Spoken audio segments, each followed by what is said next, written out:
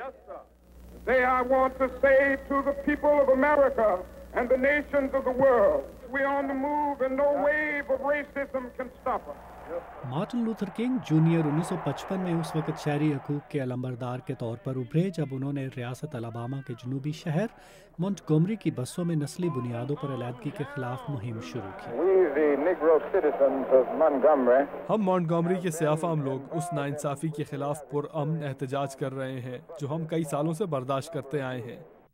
उस वक्त के कानून के मुताबिक सियाफाम मुसाफिर बसों के पिछले हिस्से में बैठने पर मजबूर होते थे, जबकि सफ़ेद फाम मुसाफिर कहीं भी बैठ सकते थे। इस नस्ली इम्तियाज़ के ख़िलाफ़ एहतजाज के तौर पर सियाफाम शहरियों ने तकरीबन 1 साल बसों में सफ़र करने का बायकॉट किया, जिसके नतीजे में आखिरकार अलबामा की आला अदालत ने बसों में अलहदगी के कानून को गैर आइनी करार दिया।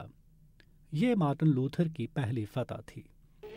अगस्त 1963 तक मसावी हकूक़ की इस तहरीक ने कौमी तहरीक की शक्ल इख्तियार कर ली।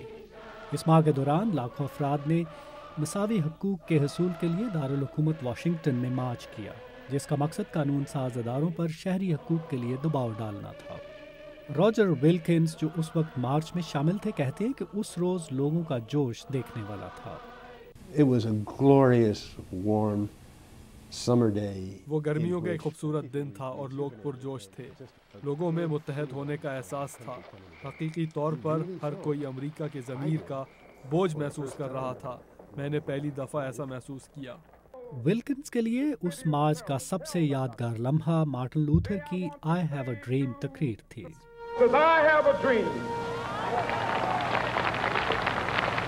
My 4 little children will one day live in a nation where they will not be judged by the color of their skin but by the content of their character.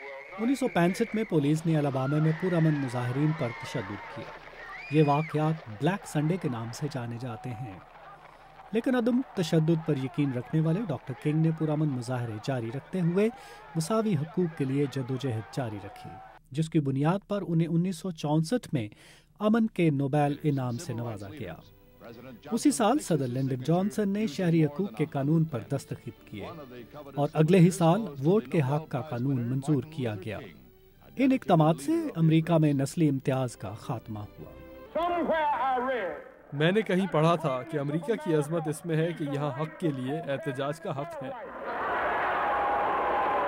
Martin Luther की आखिरी तारीख 1968 में Memphis में थी, जहाँ मुजाहिरीन की तोड़फोड़ के बाद पुलिस ने आंसू गैस का इस्तेमाल किया।